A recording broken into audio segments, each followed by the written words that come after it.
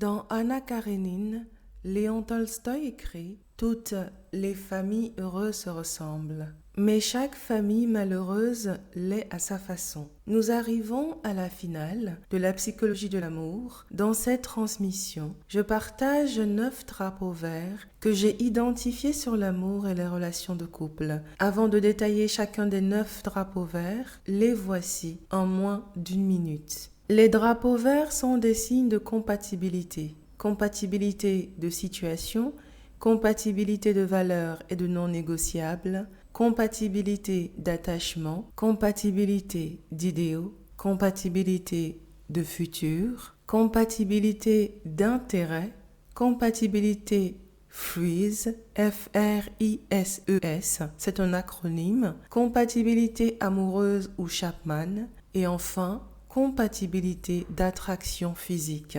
Bonjour, je suis Anne. J'espère que vous allez bien. Élaborons maintenant les 9 drapeaux verts ou compatibilité. Le premier drapeau vert est ce que j'appelle la compatibilité de situation. Si vous êtes vraiment libre et célibataire, dans vos rencontres, demandez à l'autre si il ou elle est dans une relation ou s'il y a une tierce personne qui croit qu'il y a peut-être une relation, une situation avec la personne en face de vous. Je propose ce premier drapeau vert parce que j'ai vécu une incompatibilité de situation quand j'étais plus jeune. En effet, dans ma première relation, c'est au cours d'un appel que recevait devant moi l'homme que je fréquentais que j'ai découvert qu'il n'était ni libre ni célibataire. Cet homme n'était pas vraiment séparé de sa femme, avait 3 ou 4 enfants avec elle, travaillait juste dans une autre ville et ne portait pas d'alliance. Au moment où j'ai appris cela, j'ai mis fin à la relation. Que vous soyez un homme ou une femme, s'il y a un type de relation que vous ne voulez pas, autorisez-vous à poser ces questions dès la première rencontre. Par exemple, j'ai écouté des hommes comme des femmes dire qu'ils étaient célibataires sans enfants et voulaient seulement un partenaire de situation similaire. Le deuxième drapeau vert est la compatibilité de valeurs et de non négociables. Ce que j'ai appris quand j'étais mariée, dit la femme dans cette vidéo courte à l'écran, est que connaître qui vous êtes, connaître vos valeurs et connaître vos non négociables est tellement important. Si la valeur de l'autre, par exemple, est la compassion et que la vôtre est peut-être l'intégrité, ce sont toujours des valeurs sœurs ou frères, puisque dans les deux cas, vous êtes en train d'exprimer, d'incarner le vrai soi. Dans l'exemple que j'évoquais plus haut sur ma première relation, mes 2 premières valeurs, qui sont la loyauté et la transparence, n'avaient pas trouvé de résonance chez l'autre. Un homme, ce sont ses actions, m'a-t-on dit. Et les actions de cet homme me disaient que j'étais dans la mauvaise relation. Je vous propose ici un premier groupe de questions. Quelles sont vos 5 valeurs principales? Vous souvenez-vous des 5 valeurs de votre dernière relation? Si oui, comment vos valeurs et les valeurs de votre partenaire résonnaient? Nos valeurs seraient nos plus vieux compagnons de route, d'après Larissa Halilovic dans son TED Talk que je mets à l'écran. Nos valeurs se développent dans nos 5 premières années de vie à travers les comportements et actions de nos parents. Larissa Halilovic informe que seulement 10% des gens, dans son expérience, avaient défini leurs valeurs de manière analytique et systématique. J'ai formalisé par écrit mes valeurs en 2024 et curieusement, j'ai réalisé que 4 de mes 5 valeurs fondamentales me venaient en réalité de ma mère. J'ai aussi eu la chance que 2 à 3 de mes valeurs sur 5 ont été vécues dans chaque environnement professionnel de salarié. Quant aux non négociables, voyez-les comme un moyen de vous aider dès les premières rencontres à pratiquer ce que le monde anglo-saxon appelle l'intentional dating. C'est par exemple le fait de dire que le but de sa démarche, c'est rencontrer quelqu'un, se marier et avoir des enfants dans le futur. Et très souvent, ces personnes vont afficher la couleur en disant « Je ne suis pas un petit ami, je ne suis pas une petite amie ». De même, vous avez des couples qui racontent qu'ils ont attendu la nuit de noces pour l'intimité sexuelle parce que c'était devenu ou parce que c'était un de leurs non négociables. Ce qui les a épargnés, par exemple, de continuer des rencontres avec des personnes qui ne partageaient pas cette vision. D'où ce deuxième groupe de questions. Pouvez-vous citer au maximum vos 5 non négociables? Et qu'est-ce que vos anciennes rencontres vous ont appris sur vos non négociables et les leurs? Les aviez-vous partagés au début de la relation, afin de ne pas faire perdre du temps à l'un ou à l'autre?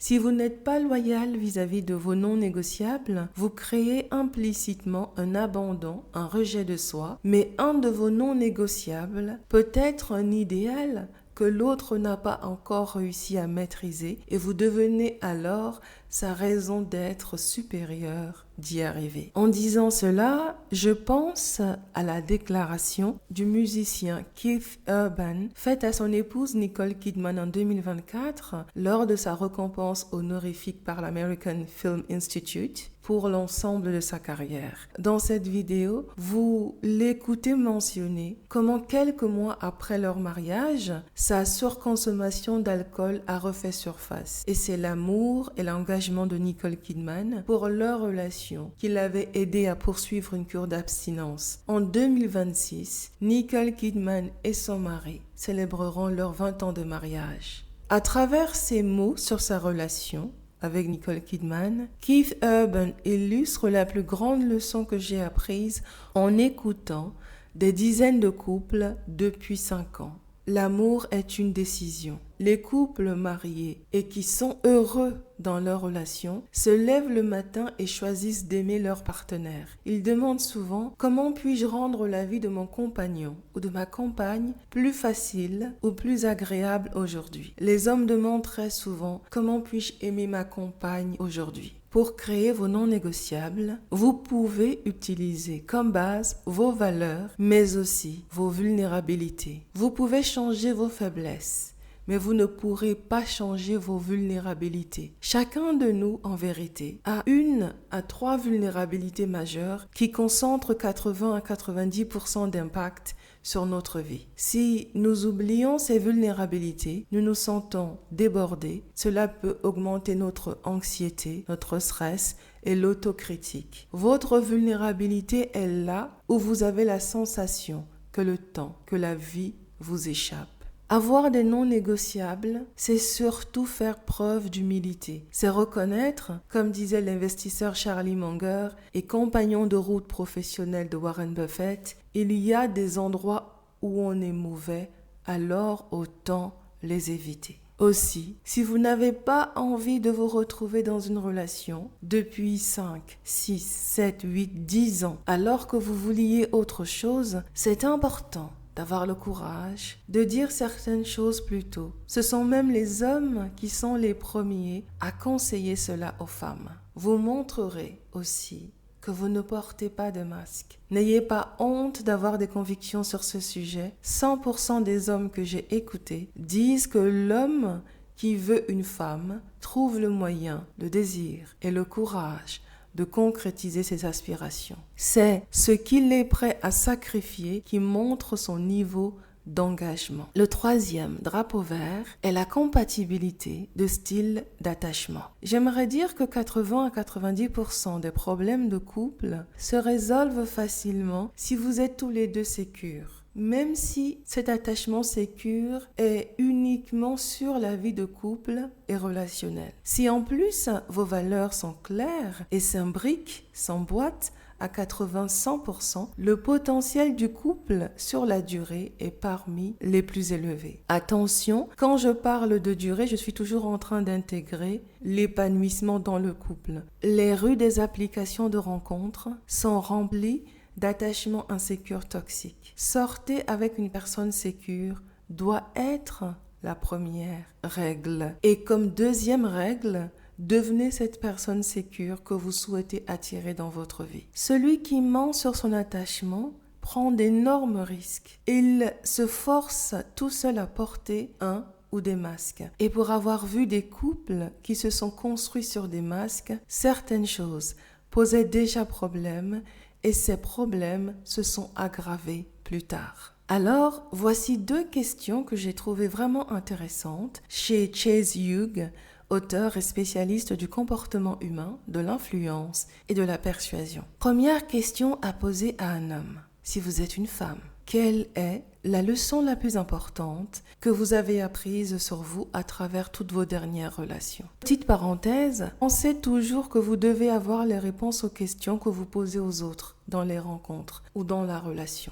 La deuxième question, toujours inspirée par Chase Hugh et que je personnalise est « Qu'est-ce qui devrait arriver à un partenaire qui ment sur son attachement ou pour démarrer une relation de couple ?» L'envie d'être dans la relation, d'avancer ensemble et de changer pour la relation, l'envie d'apprendre à aimer l'autre différemment sont des traits sécures qui sont à la portée de tous. Le 4e drapeau vert est la compatibilité d'idéaux. Les couples qui ne grandissent pas ensemble se séparent en privé ou en public. Quand chacun prend le temps d'apprendre à se connaître, à explorer qui il était supposé être et commence à le devenir, sa vie est déjà remplie. C'est aussi ce qui vous rendra attirant chez l'autre. En outre, même le couple doit avoir ses idéaux et sa vie propre. Les couples qui se forment et restent ensemble ont souvent un idéal commun, une vision qu'ils ont envie de co-construire. 100% d'idéaux communs, c'est vraiment le chemin. Puisque les idéaux nous poussent à devenir une meilleure version de nous-mêmes. Pour les réaliser, cela crée des actualisations continues de soi, ce qui bénéficie au couple. C'est le livre Les 5 grands rêves de vie qui m'a inspiré dans la définition de mes 5 grands idéaux. 5 choses à réaliser qui vous donneront la sensation d'avoir vécu une vie extraordinaire, une vie selon vos termes. Certains idéaux ou grands rêves de vie seront surréalistes, voire impossibles, à moins que vous fassiez quelque chose de différent. Et votre partenaire, votre futur partenaire, votre partenaire actuel peut être ce qui manque à votre vie pour activer ce grand rêve de vie. Quand nous avons ces 2, 3, 4 ou 5 idéaux en place, nos questions à l'autre changent. Et au lieu de lui demander sa couleur ou son film préféré, on lui demande quels sont ses 5 grands rêves de vie et qu'est-ce que quelqu'un peut être ou faire pour l'aider à les réaliser. Ce type de questions aide aussi à voir jusqu'où on voit le futur de l'autre, jusqu'où on se voit dans son futur et jusqu'où on voit l'autre dans notre futur. Quand l'autre ressent qu'il vous intéresse vraiment, que vous avez envie de le ou de la connaître, les débuts d'une intimité émotionnelle et spirituelle se mettent en place. L'intimité émotionnelle et l'intimité spirituelle sont tellement rares dans les relations, alors que c'est à ce niveau qu'on rentre dans la mystique du couple. On rentre dans ce que je vois comme le 4e niveau de rencontre, le niveau transcendantal, et qui est bien expliqué par le rabbin Simon Jacobson dans sa transmission vidéo à l'écran. L'engagement à aimer, à rester et à éliminer les obstacles dans la relation est le secret des couples heureux. Le 5e drapeau vert est la compatibilité de futur. Très souvent, nous faisons nos rencontres à l'aune de notre soi blessé au lieu de les faire à l'aune de notre futur self. Même si notre vision de qui nous étions supposés être est juste à ses balbutiements. Dans une belle conversation, le Dr John Delony, qui est un expert en santé mentale américain, et aussi une personnalité à Ramsey Solutions, donc il travaille beaucoup avec Dave Ramsey, dit que du temps de ses grands-parents, les gens espéraient être devenus des âmes sœurs après des années, et aujourd'hui nous faisons l'inverse. Les gens disent s'aimer, déclarent être des âmes sœurs, et à peine 2 ans plus tard, ils ont divorcé. Quand 2 futurs cultures sont compatibles, l'union fait naître de nouvelles idées. Les femmes montrent à leurs compagnons toute une réalité invisible qui attend leur époux, bien plus grande que ce qu'ils imaginent. L'entrepreneur et auteur américain Grant Cardone, tout comme Steve Harvey et Tony Robbins, sont 3 exemples d'hommes qui ont partagé souvent dans des entretiens comment, grâce à leurs épouses, ils ont commencé à rêver et à agir 10, 100 ou 1000 fois plus grand. Le 6e drapeau vert est la compatibilité d'intérêts. Il faut avoir des intérêts communs pour qu'un couple marche sur la durée. Dans une courte vidéo qui date d'il y a 7 ans, 3 avocats américains spécialisés en divorce expliquent être surpris que la plupart du temps, des couples passent la totalité de leur temps à organiser un mariage au lieu de mesurer à quel point ils sont en train de prendre la décision la plus importante de leur vie. Je me souviens d'une conversation en 2020 ou 2021 avec un homme qui me disait détester lire et préférait le cinéma. Quand je lui dis que je n'étais pas allée au cinéma depuis 2018, depuis 3 ans, il me critiqua gentiment. Il y a quelques mois, je discutais avec une acquaintance, un homme, qui me disait ne pas avoir le temps de lire, ne pas avoir que ça à faire. Parce que je lis énormément, je me disais déjà intérieurement, si un homme ne lit pas, je ne peux pas lui faire confiance pour transférer le gouvernail de mon futur. Je ne me sentirai jamais en sécurité avec un homme qui ne lit pas. Je vois les livres comme la première forme, la plus économique d'un mentor, d'un coach ou d'un guide. Lire pour moi est un signe d'humilité, ma 3e valeur, mais la plus grande qualité que j'admire chez un homme. Je partage cette expérience pour aussi montrer comment beaucoup d'hommes souhaitent des compagnes soumises, mais peinent à voir que leur leadership manque de structure, de vision, de plan, de référence. Cette dimension masculine qui va aider la femme à se reposer sur son féminin, puisque désormais la protection, le contenant masculin sont présents, solides et stables. Et comme dit le pasteur américain R.C. Blakes,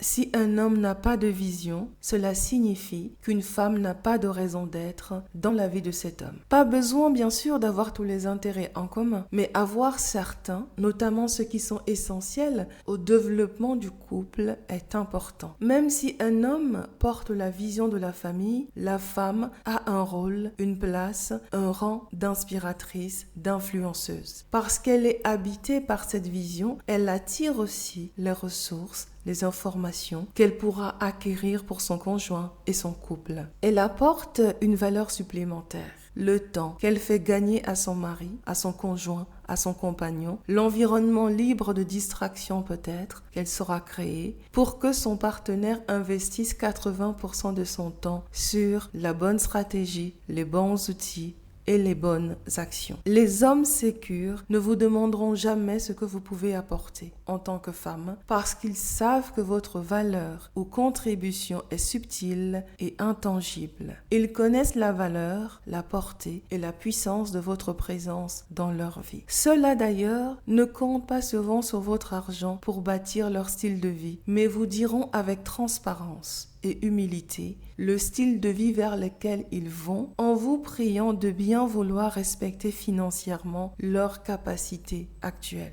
L'homme qui vous demande ce que vous apportez vous traitera tôt ou tard comme une personne remplaçable. Il va chercher à trouver mieux que vous parce qu'il pense qu'il pourra trouver mieux que vous. Mais il y a surtout un point très important. Vous ne vous sentirez jamais en sécurité avec cet homme. Vous allez parfois implicitement ou inconsciemment marcher sur des œufs. La question à vous poser est donc quel centre d'intérêt avez-vous pour votre épanouissement et réalisation personnelle, que vous les partagiez demain ou pas avec un partenaire, et quel centre d'intérêt avez-vous et qui peuvent bénéficier à un partenaire, à votre couple et à un plus grand futur commun. Les centres d'intérêt viennent enrichir la vie de couple. Il y a des couples, comme vous le voyez dans cette courte vidéo, qui ne passent pas une semaine sans danser ensemble. Autre exemple, Steve Jobs, après le dîner, prenait des bouteilles d'eau et allait marcher avec son épouse. C'est aussi un des rituels de vie pour Nicole Kidman et son mari, le musicien Keith Urban. 7e drapeau vert, la compatibilité Freeze, F-R-I-S-E-S. Dans Freeze, vous avez le concept d'intimité, RISE, qui a été développé par la thérapeute américaine Dr. Spirit. R pour recréationnel, I pour intellectuel, S pour spirituel, E pour émotionnel et S pour sexuel. Remarquez d'ailleurs à quel point dans cet acronyme, l'intimité sexuelle arrive en bout de course et très souvent les gens font le contraire. Je suis venue ajouter le F au début pour l'intimité financière. L'intimité financière est importante. De nombreuses fois, j'ai lu des femmes, j'ai écouté des femmes par exemple dire que comme elles gagnaient peu, ou parfois pas d'argent, elles se sentaient écartées des décisions financières du foyer. Elles n'avaient pas le sentiment d'avoir un mot à dire, alors que dans commun accord par exemple, le couple avait choisi que l'épouse devienne femme ou mère au foyer. L'autre raison pour laquelle l'intimité financière est importante est en raison de la personnalité. Il y a des personnalités qui sont frugales, d'autres pas du tout. Il y a des personnes qui aiment avoir tout ce qui est à la mode et pour d'autres, ce n'est pas du tout le cas. C'est important surtout de définir vos axes de vie riche et de vérifier que vous avez défini ces axes à partir du corps self, du vrai self et non à partir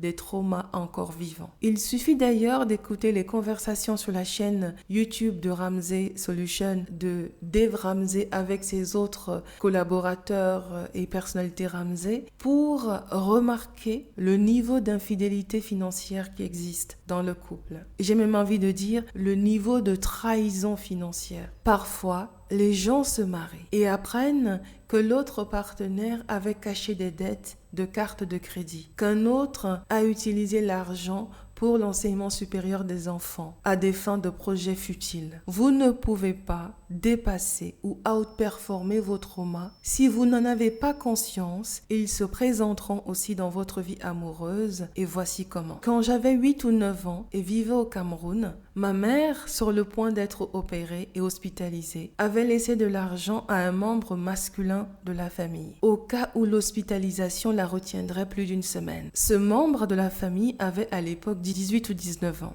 Le frigo et le congélateur étaient déjà remplis de denrées. Mais quand ma mère est revenue plus tôt et a demandé à ce membre de la famille de restituer l'argent laissé, le membre de la famille dit qu'il avait acheté une paire de chaussures avec cet argent. Ce trauma s'est réveillé en 2023 en écoutant une jeune femme britannique d'origine nigériane partager son expérience d'enfant lors d'une formation internationale spécialisée à laquelle je participais aussi sur le trauma. Au même moment, je me suis rendu compte que cet événement auquel j'avais assisté à 8-9 ans avait laissé une croyance étrange qui s'était manifestée dans les relations sentimentales de ma première vie. La croyance étrange que les hommes ne sont pas dignes de confiance aveugle, qu'en tant que femme, c'est dangereux pour ma sécurité de compter les yeux fermés sur un homme et que moins on attend d'un homme, moins on est déçu. Comme conséquence, j'avais attiré inconsciemment des hommes qui ne voulaient pas faire plus, mais voulaient plus de moi. Ce qui m'a aidé premièrement, je ne suis jamais sortie avec un homme à qui j'aurais dit non s'il m'avait demandé de l'épouser. Aujourd'hui, c'est conscient. Mais en vérité, c'était inconscient. C'est la première chose qui m'a sauvée. C'est que j'ai commencé très tard les relations de couple, quasiment en même temps où je me sentais de plus en plus prête pour me marier. Deuxième chose qui m'a aussi aidée, c'est qu'au bout de 3 rencontres et relations successives, je remarquais des choses familières. Personnes différentes, mais comportements similaires. Et j'ai compris que seul moi pouvais changer ma situation en créant de nouveaux standards et en me libérant des loyautés invisibles.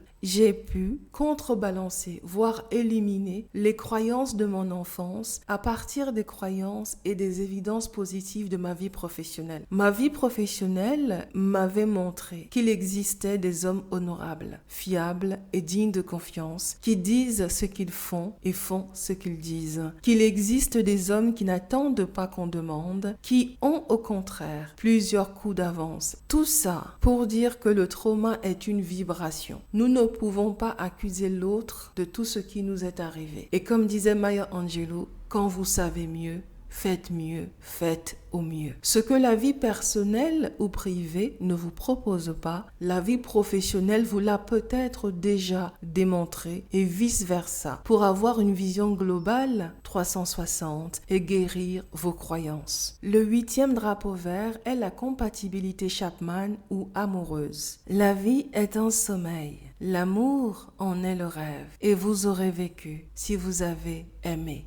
Alfred de Musset. Ah, les langages d'amour. Certains comptent plus, d'autres comptent moins. De quoi parle-t-on? Eh bien, du temps de qualité, des actes de service, des cadeaux, des paroles valorisantes ou d'affirmation et du toucher physique. Je me souviens d'un homme qui expliquait comment pendant longtemps il y avait une incompréhension avec son épouse. Et un jour, il lui demanda pourquoi elle ne semblait pas satisfaite par ce qu'il faisait. Son épouse répondit que ce qu'elle voulait, c'était des cadeaux. C'est comme ça qu'elle se sentait aimée parce que c'est comme ça que son père exprimait son amour paternel. Vous pouvez faire votre test d'évaluation de vos langages d'amour sur le site internet que je propose à l'écran, les 5 langages de l'amour. Par exemple, il n'est pas étonnant que ma plus grande vulnérabilité, qui est le temps, soit visible dans mes 2 premiers langages d'amour que sont les actes de service et le temps de qualité. C'est d'ailleurs impressionnant, entre 2 tests, les 2 premières places sont identiques. Par contre, c'est en travaillant sur moi, c'est en regardant différentes étapes d'évolution que j'ai pu franchir, c'est en faisant en sorte que mes standards soient à partir de ma vie professionnelle et des relations privées qui me sont restées chères au cœur que les 3 autres langages d'amour ont aussi changé. De l'autre côté, quasiment plus de 90% des hommes que j'ai écoutés ont pour langage d'amour en priorité les paroles d'affirmation, le toucher physique et sans doute un bon repas entrant ici comme un acte de service. Les enfants, quels qu'ils soient, garçons ou filles, semblent aussi touchés par le temps de qualité et les paroles d'affirmation. Ce qui d'ailleurs est logique parce que si l'intérieur, si la famille ne vous donne pas cette valeur, ne vous donne pas ces phrases valorisantes et d'affirmation, on ira les chercher à l'extérieur et parfois à travers des rencontres qui ne servent pas vraiment nos besoins. 9e et dernier drapeau vert, la compatibilité d'attraction physique. La plupart des gens mettent ce critère en premier. Or, c'est le critère le plus instable et quand ce critère change, certains couples s'effondrent. L'enseignante spirituelle Aruna Lipschitz parle de 10% d'attraction sexuelle comme étant suffisante pour faire un bon couple. Elle rajoute 100% d'idéaux communs et peut-être 50% d'intérêts communs. À chacun, à chacune, de trouver son 90-10, 5 points physiques maximum qui concentrent 90% de ce qui vous attire le plus chez l'autre. Tous les hommes sont beaux parce que les femmes n'ont pas les mêmes critères et j'ai déjà entendu plusieurs coachs dire que chaque femme est la femme d'un homme. Dans une vidéo, la jeune femme Carla Elia indique avec humour que son mari est chauve, mais qu'elle avait oublié de préciser les cheveux dans sa liste. En vérité, ce n'était pas un critère d'attraction physique pour elle. Ce qui compte, c'est ce qui compte pour vous. Beaucoup d'hommes pensent qu'il faut avoir les fameux 3x6. 6 foot pour 1m82, 6 packs ou les tablettes de chocolat, 6 figures pour les revenus à 6 chiffres. Personnellement, mon premier critère a toujours été une bouche embrassable, soit des dents alignées impeccables et une belle haleine. Pour la taille, c'est un minimum 1m73. Sinon, j'ai du mal à me sentir en sécurité. Je mesure 1m73 moi-même. Je pense aussi que chez un homme, tout peut se convertir en source d'attirance physique. Son attention, son intellect, son regard, son énergie, sa vision, son humour, sa transparence ou son humilité. Comme les femmes ont beaucoup d'imagination, il nous suffit de trouver le détail qui fait la différence, qui correspond à un besoin sincère, qui correspond à ce qui a manqué dans notre enfance avec les images masculines de notre enfance pour décider que vous êtes l'homme